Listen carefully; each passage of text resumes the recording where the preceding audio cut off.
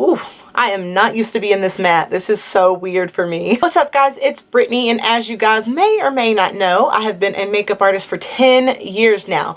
And in sharing tips and tricks with you guys that I've learned over the years as an artist, my goal is really to just create videos that are both fun and informative, as well as tutorials that are actually easy to follow. So today's video was a request. As many of you guys probably have already figured out through my other videos, I don't necessarily have oily skin, and I also don't really prefer a matte finish. However, I do know that there are a lot of people out there who do have super oily skin and have trouble with keeping their makeup on. Now, one thing I want to make sure before we get started that you establish is that you actually have oily skin.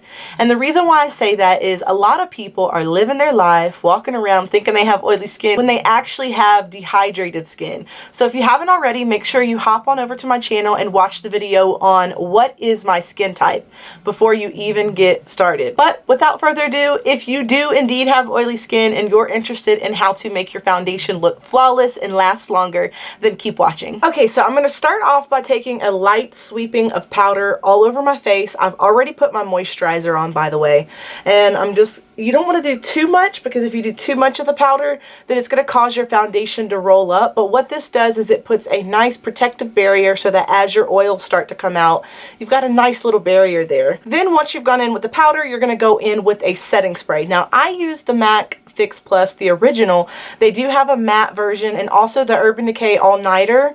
Or actually, you know what? The Urban Decay De-Slick would be really good if you have oily skin. And you're just going to take that and spray that just a little bit over the top of the powder, not too heavy. Then kind of let that dry, fan it a little bit. It doesn't have to be completely absorbed. But the next thing we're going to do is go in with a pore smoothing primer.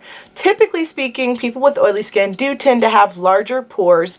So I really like to go in with the e.l.f. Priming Putty, I think is what it's called. And y'all, this is only $8. I actually use this on myself. So today I'm going to actually go in with my finger and scoop out a little bit. You want like a nice pea-size amount, not too much, because if you do too much, the foundation's not going to go on smoothly.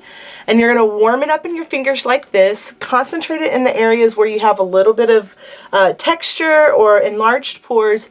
And then don't rub too much. Once you've got it kind of evenly dispersed across your skin, you're just going to kind of go in and pat it. For my foundation, I typically go with something a little bit more dewy, a little bit more fresh and satin, because I don't necessarily have oily skin. But for those of you who want a fuller coverage foundation that is super matte, definitely try out the Joer Cosmetics foundation. Now with this foundation, a tiny bit goes a long way. Whenever I use this on my clients, you know, I use a tiny little dot for almost the whole face. And typically, y'all know I would go in with my beauty blender, but since this is a more matte full coverage foundation, I'm going to actually go in with my Jaclyn Hill Morphe buffer brush. I'm just going to get that evenly all over the brush, and then we're just going to buff that on. Again, making sure you don't get too much on, guys, because you don't want this foundation as you get oily to get all weird and start to roll up on you. So you don't need much. Just make sure it's nice and blended. You don't want any lines, so make sure you blend it down your neck.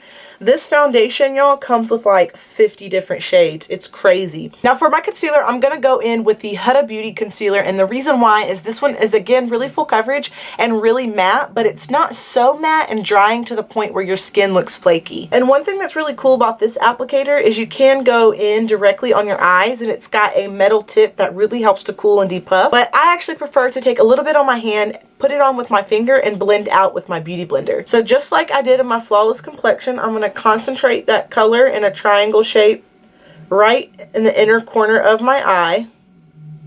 This concealer dries pretty fast. You just want to make sure that you blend it in pretty much right after you apply it, and then blend it out with your sponge. For more details on how I blend out my concealer and other foundation techniques, definitely make sure you go back and watch my Flawless Complexion video. A lot of the techniques that I used in my Flawless Complexion can still be used on oily skin, but adding that powder before and really being selective about which primer you use is what's going to make a huge difference with oily skin. And if you watch my video on baking, you'll know that in most cases I'm not a huge fan of baking, except under one circumstance, which is if you have really oily skin. So today I'm going to be taking a little bit of my RCMA translucent setting powder, and I'm going to bake not under the eyes, but just in the areas where I tend to get oily. Now again, I'm not necessarily oily, but for those of you who are, think about the areas where you tend to get the most shiny, and that's where you're gonna put your powder. If you put it anywhere else where you don't get oily, it could make your texture worse and also just waste powder. Then you're gonna let that sit. Once it's sat for a little bit, you're gonna brush it away. Then go back in with your oily skin friendly setting spray and spray it all over. Not too much, not too little. And what that's gonna do is to kind of bring the makeup back to life so that you still get those de-slicking benefits without looking too dry. Also, one thing I wanted to add is with oily skin, when it comes to highlighter, I do recommend keeping your highlighter just on the tops of your cheeks. As you probably saw in my flawless complexion video, I actually like to do highlight on my nose as well. But for people who have oily skin, that can only bring even more attention to the shine on your face. But that's all for today's video. I hope that you guys enjoyed, and for you oily skin folks out there, I hope that this really helps in keeping your makeup on.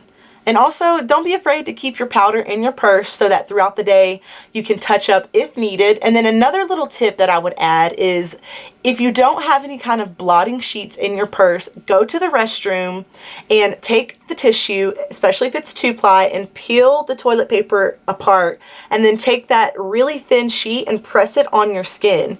You may find that what you're blotting off is actually sweat, especially in the Georgia heat. You may not even have oil on your skin. You may just be a little sweaty. But that's all for today's video. Thank you guys so much for watching. Love you.